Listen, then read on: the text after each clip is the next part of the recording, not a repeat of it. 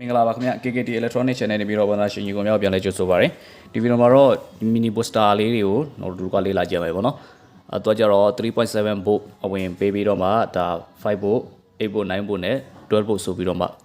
ပြန်လဲပြီးတော့ထုတ်ပေးနိုင်တယ်ဗောနော်အဲ့တော့သူ့ကိုဒီနေရာမှာကျွန်တော်တို့ကဒီ 1S battery နဲ့တွဲပြီးတော့မှဗောနော်သူ့ power ပေးပြီးတော့မှ boost လုပ်ပြီးမှဒီ router လေးကိုစမ်းပြီးတော့တုံးကြည့်မယ်ဗောနော်အဲ့တော့ပြီးတော့ဒီကောင်လေးပေါ့ဒီပန်ကာပေါ့နော်ဒီအပူထုတ်တဲ့ပန်ကာလေးကိုလည်းပဲဒါတို့စမ်းပြီးတော့တုံးကြည့်မှာဖြစ်ပါတယ်အဲ့တော့ကတ်ကိုကျွန်တော်တို့တစ်ချက်လောက်လေ့လာကြည့်ရအောင်ကတ်ကိုကျွန်တော်တို့တစ်ချက်လေ့လာကြည့်တဲ့အခါမှာသူကဒီမှာကျတော့ဒါ 3R3 inductor သုံးထားတယ်ပြီးတော့ဒီဘက်မှာဒါ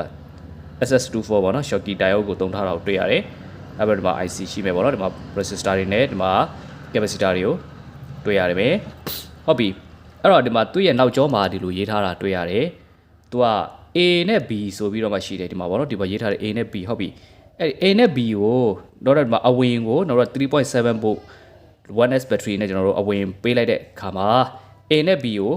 တော့ခဲမပူထားဘူး A ကိုလည်းခဲမပူ B ကိုလည်းခဲမပူထားဘူးပေါ့နော်ဒီမှာကျတော့သူရဲ့ default ပါလာတဲ့ကောင်ကဒီမှာA ရောခဲပူထားတယ် B ကိုရောခဲပူထားတာပေါ့နော်အဲ့လို A နဲ့ B ခုစလုံးကိုခဲမပူထားဘူးဆိုရင်အထွက်က5 volt ထွက်မယ်လို့ပြောတယ်နောက်ပြီးတော့ A ကိုခဲဖြုတ်ထားပြီးတော့မှ B ကိုပဲခဲပူထားမယ်ဆိုရင်တော့အထွက်က8 volt ထွက်မယ်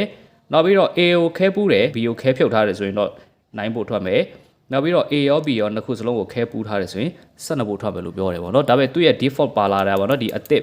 ဒီတိုင်းပါလာတယ်ဝယ်လိုက်လို့ရှိရင်တော့သူကငကိုပါလာပါကသူ12 volt ထွက်ပေးပါပေါ့နော်ကိုလိုချင်တဲ့ volt ကိုထွက်ဖို့ရအတွက်ဒါကျွန်တော်တို့သူဒီမှာသူပြောထားတဲ့အတိုင်းအဲ့လိုလေးလိုက်ပြီးတော့လုတ်ပေးအောင်ပဲပေါ့နော်ဟုတ်ပြီအဲ့တော့သူ့ကိုကျွန်တော်ကဒီမှာ3.7 volt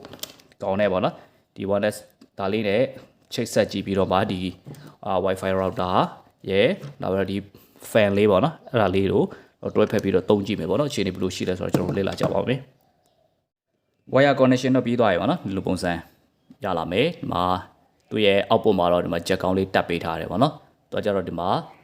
1S 3.7 volt ပေါ့နော်ကိုအဝင်ထားတယ်ဟုတ်ပြီအဲ့တော့သူ့ရဲ့အဝင် volt တွေနဲ့ဒီအထွက် volt တွေကိုတစ်ချက်လောက်ကျွန်တော်တို့တိုင်းတာကြည့်ပါမယ်အဝင်ကဘက်ထရီကတော့ဒါအားတော့ရှိသေးတယ်ပေါ့နော် Okay 4 volt အဝင်ရှိပါတယ်အထွက်ကိုကျွန်တော်တစ်ချက်လောက်တိုင်းကြည့်ပါမယ်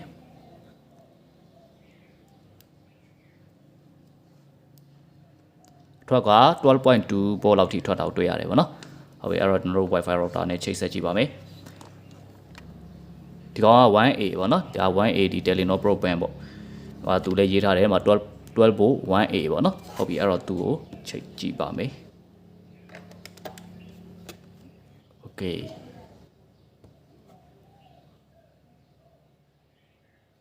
စင်ပြေတယ်ပေါ့နော်ဟုတ်ပြီအဲ့တော့ဒီကောင်လေးတွေကိုတော့ဒါကောင်းကောင်းမွန်မွန်အသုံးပြုလို့ရမယ်ပေါ့နော်အဲ့တော့ကျွန်တော်စမ်းကြည့်တလောက်ကတော့ဒါမျိုးဒီ 1S ကနေပြီးတော့မှပေါ့နော်ဒါတော့ဒီ12 volt ကိုကျွန်တော်တို့ boost လုပ်ပြီးတော့မှဟိုလိုပေါ့ဗျာဒီ15 volt မီဒီတွေပါညာအဲ့ဒါတွေကကျတော့ဒါကြာရှည်မရဘူးပေါ့နော်နည်းနည်းကြာလာတဲ့ကတ်တအားပူလာတယ်ပေါ့နော်ကတ်တအားပူလာပြီးတော့မှဒါမီးတွေဒီမိတ်တုံဖြစ်တာတွေပေါ့နော်နောက်ပြီးတော့မီးလုံးဝမိတ်သွားတာမျိုးပေါ့အဲ့ဒါမျိုးတွေဖြစ်တယ်ဒါပေမဲ့တော့စမ်းကြည့်တလောက်ဒီ wifi ဒီ router ပေါ့နော်ဒါမျိုး 1A router တွေကတော့ဒါကျွန်တော်တို့တိုက်ရိုက်ဒါနဲ့ဒီလိုအသုံးပြုမယ်ဆိုရင်တော့ဒါဘာမှပြဿနာမရှိတာကိုကျွန်တော်တို့တွေ့ရတယ်ပေါ့နော်အေးအေးဆေးဆေးအသုံးပြုလို့ရတာကိုတွေ့ရပါတယ်ဒီကဘာမှမပူဘူးပေါ့နော်ကလည်းပူတာပါညာဘာမှမရှိပါဘူး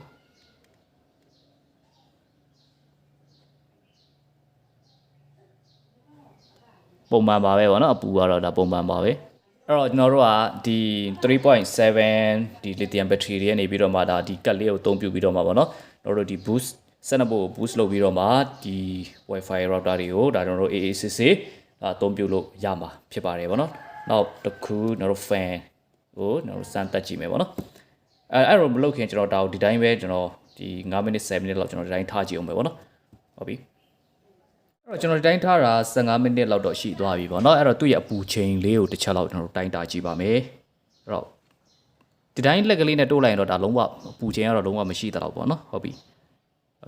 39အပူချိန်ကတော့အဲ့မှာပေါ့နော်ဒီမြင်တဲ့အတိုင်းပဲ39ပတ်ဝန်းကျင်လောက်မှာပဲရှိတယ်ပေါ့နော်အဲ့တော့ဒါလုံးဝကိုဒါမပူဘူးလို့ပြောလို့ရတယ်ပေါ့နော် အဲ့ဒါကြောင့်ကျွန်တော်တို့ဒီကတ်လေးကိုကျွန်တော်တို့အသုံးပြုပြီးတော့မှဒါမျိုးဒီ SIM wifi router တွေကိုဒါ12ဖို့ပေါ့နော် 1A router တွေကိုဒီလိုပုံစံမျိုးအနေနဲ့ဒါကျွန်တော်တို့ AACC ရဲ့အသုံးပြုလို့ရမှာဖြစ်တယ်ပေါ့နော်နောက်တစ်ခုကဒီပန်ကာလေးကိုစမ်းကြည့်မယ်ပေါ့နော်အဲ့တော့ကျွန်တော်တို့ဒီစင်လိုက်တဲ့ပစ္စည်းတစ်ခုခုမှာပေါ့နော်ဒါမျိုးဒီအပူထုတ်ဖို့လိုအပ်လာလို့ရှိရင်ကျွန်တော်တို့ကဒီ 3.7 volt ဒီ battery လေးတွေနဲ့ပေါ့နော်အဲ့ဒါနဲ့ကျွန်တော်တို့ကဒီ fan ကိုဒီပုံစံဒီကတ်လေးကိုအသုံးပြုပြီးတော့မှကျွန်တော်တို့ကဒါဒီကောင်ကိုဒီပန်ကာကို run လို့ရမယ်ပေါ့နော်ဟုတ်ပြီအဲ့တော့သူ့ကိုကျွန်တော်တို့စမ်းကြည့်ပါမယ်ဟာပါနော်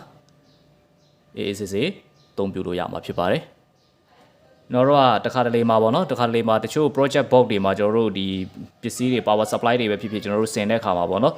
ဒီ fan ကဥပမာဗျာကျွန်တော်တို့ဒီ fan က12 volt ဖြစ်နေတယ်ကိုသုံးထားတဲ့ဒီ project box ထဲမှာသုံးထားတဲ့ battery ကဒါ3.7ဒါမှမဟုတ်လဲဒါ 2S ပေါ့နော်ဒီ8.4လောက်4.2 8.4လောက်ပဲရှိတယ်ဟဲ့ဆိုရင်တော့ကျွန်တော်တို့ကဒီ booster ကိုသုံးပြုပြီးတော့မှကျွန်တော်တို့ကဒီ fan ကိုဒါ power supply တည်တံ့နေနဲ့ဒါပေးလို့ရနိုင်မယ်ပေါ့နော်အဲ့တော့ဒီမှာလဲACC အသုံးပြုလို့ရပါတယ်ဒါ ACC ဒါ long time စေအသုံးပြုလို့ရတယ်ပေါ့နော်အဲ့တော့ကျွန်တော်တို့ကဒီ mini booster card ကိုပေါ့နော်ဒီ 3.7 volt ကနေဒါ boost လုပ်ပြီးတော့မှဒီ SIM 1A wifi router တွေရဲ့ဒါမျိုးဒီ12 volt ဒီ fan တွေကိုဒါ AACC တော့အသုံးပြုလို့ရမှာပဲဖြစ်တယ်ပေါ့နော်အဲ့တော့ကျွန်တော်ဒီကနေ့တင်ပြခဲ့တဲ့ဒါအကြောင်းအရာလေးကိုနားလည်မယ်လို့ထင်ပါတယ်အဲ့တော့ကြည့်ရှုပေးခဲ့အားလုံးပေါ့ကျေးဇူးတင်ပါတယ်ခင်ဗျာ